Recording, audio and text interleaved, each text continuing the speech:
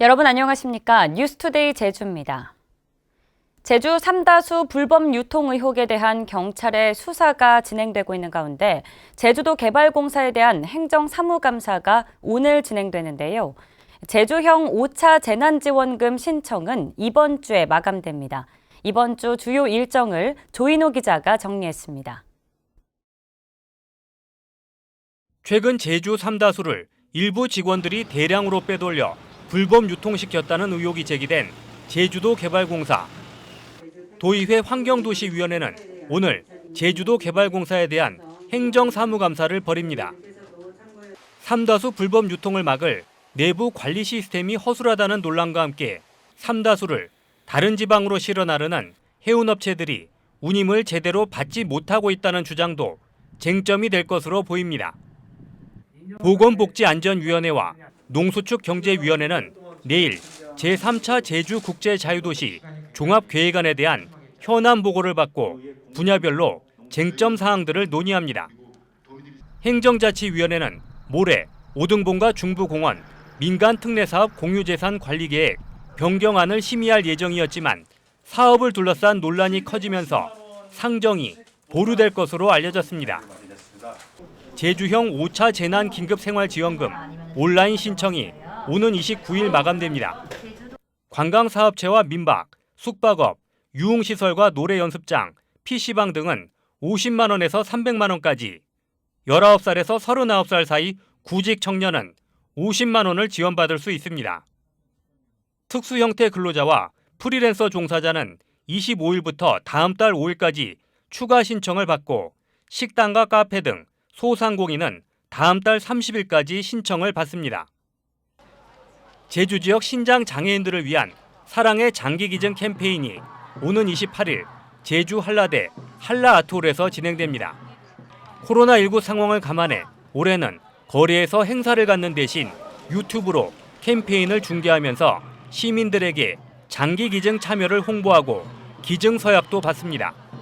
MBC 뉴스 조은우입니다. 제주에서는 어제 오후 5시까지 코로나19 확진자가 11명 추가돼 누적 확진자는 3,069명으로 늘었습니다. 신규 확진자 가운데 7명은 도내 확진자의 접촉자이고 3명은 다른 지역 확진자의 접촉자, 1명은 유증상자입니다.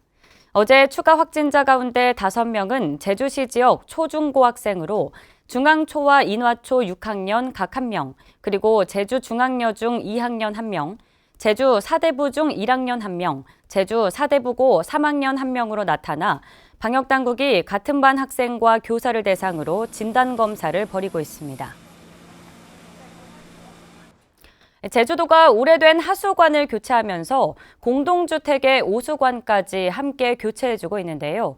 공사 계획을 제대로 알려주지 않는 바람에 주민들이 수천만 원을 들여 스스로 공사를 벌이는 일이 벌어졌습니다.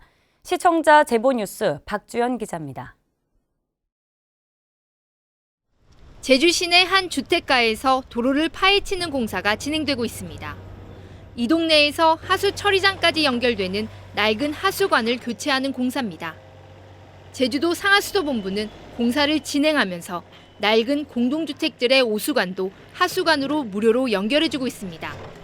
그런데 이 아파트는 공사가 시작되기 불과 넉 달 전 주민들이 2,200여만 원을 모아 오수관 연결 공사를 마쳤습니다.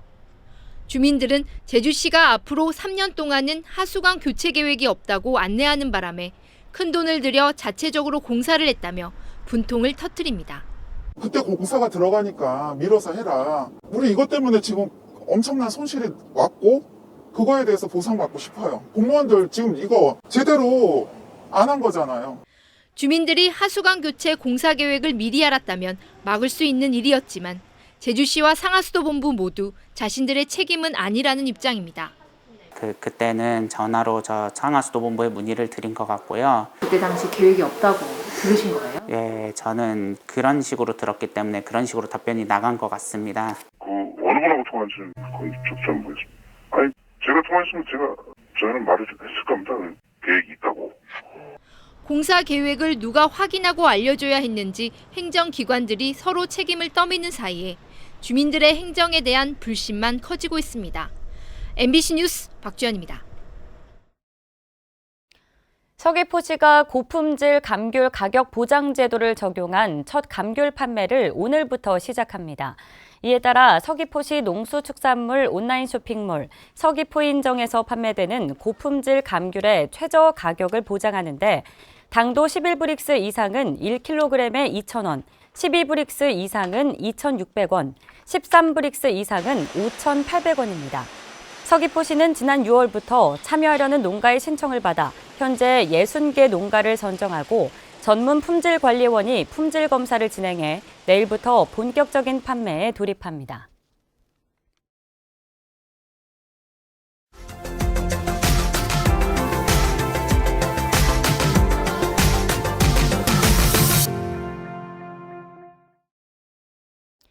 코로나19 여파가 장기화되면서 백신 접종 상황을 감안한 위드 코로나 논의가 활발해지고 있습니다.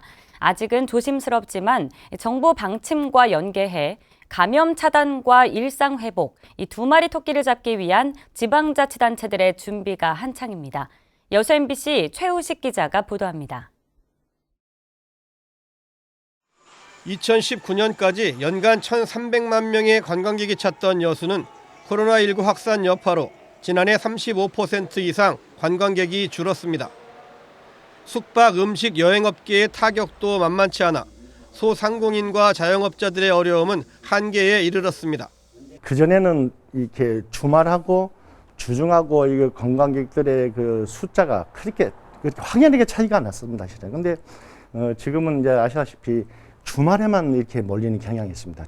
최근 백신 접종률이 높아지고 여행 심리가 회복되면서 민관이 참여하는 일상회복위원회를 중심으로 국가 차원의 위드 코로나 논의가 이미 시작됐습니다. 일선시군에서도 이달 안에 일상회복위원회를 자체적으로 구성해 본격적인 준비에 나서게 됩니다. 현재 위드 코로나를 준비하는 정부와 지자체의 걱정은 코로나19 방역인데 특히 사적 모임 인원 제한이 가장 신경 쓰이는 부분입니다.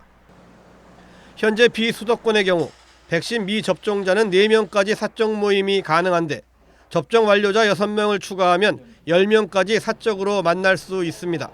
위드 코로나가 되게 되면 일단 이 사람이 모이는 그런 인원수도 제한이 좀 완화될 것이고 그러다 보면 아무래도 코로나에 대한 걱정이 많이 됩니다. 우리가 방역 수칙을 철저히 지켜야 되겠다. 여수시는 빠르면 다음 달 초로 예상되는 위드 코로나에 대비해 최근 관광업계 관계자들의 의견을 듣고 새로운 관광 여건과 방역 대책을 공유했습니다. 일상 회복에 대한 기대감이 큰 업계에서도 철저한 방역만큼은 소홀히 할 수 없는 대목입니다. 시 방역 방침에 따라서 우리 관광버스 내 소독과 그리고 탑승자 마스크 착용 관리, 방역에 최선을 다해서 11월 초에 위드 코로나가 반드시 시행이 될 수 있도록 소규모 가족 단위 관광과 웰리스 관광 등 위드 코로나 시대에 달라진 관광 트렌드에 맞춰 감염은 차단하면서 일상 회복을 준비하는 지자체의 구심이 깊어지고 있습니다. MBC 뉴스 최우식입니다.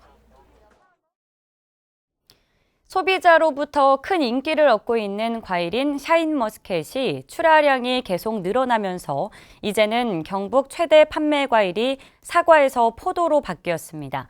농가마다 겨울철 판매를 위해 저온 저장고도 늘리는가 하면 묘목을 심고 샤인머스켓 재배를 뒤늦게 시작하는 농가도 생기고 있다고 합니다. 대구 MBC 한태연 기자가 보도합니다. 경북 김천의 한 농가 저온 저장고에 갓 수확한 샤인머스켓이 가득 담겨 있습니다. 습기를 제거하고 살균을 위한 유황 패드도 함께 넣어 보관합니다. 유황 패드.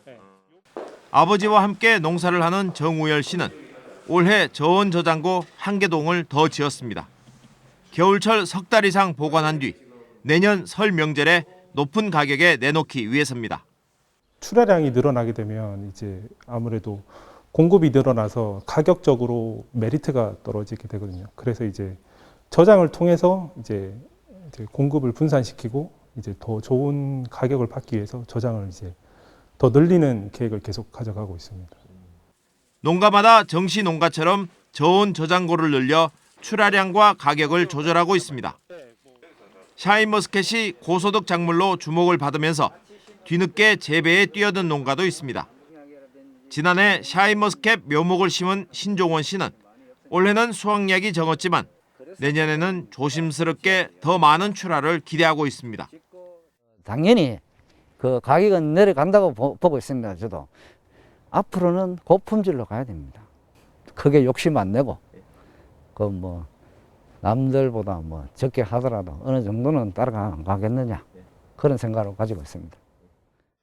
샤인머스켓의 인기에 힘입어 전체 포도의 판매액이 해마다 늘고 있습니다. 지난해에는 경북 최대의 출하 과일인 사과를 제쳤습니다. 실제로 지난해 경북 지역 샤인머스켓을 포함한 포도 판매액은 5,068억 원으로 사과 판매액 4,735억 원보다 300억 원이 더 많았습니다. 문제는 과잉 생산으로 인한 가격 하락입니다. 농협은 저온 저장고 건립을 장려해 출하량을 조절하고 수출을 늘려 가격 하락을 막겠다는 전략을 세우고 있습니다. 수출 단지를 좀 더 확대시키고 조성해서 수출 쪽에 또 역점을 두고 시장 출하 부분을 분할하는 그런 대책을 지금 강구하고 있습니다. 제품의 경쟁력을 높이기 위해 전문 재배 기술을 농가마다 공유하도록 유도해 경북이 샤인머스켓 최대 산지로 자리매김하기로 했습니다. MBC 뉴스 한태현입니다.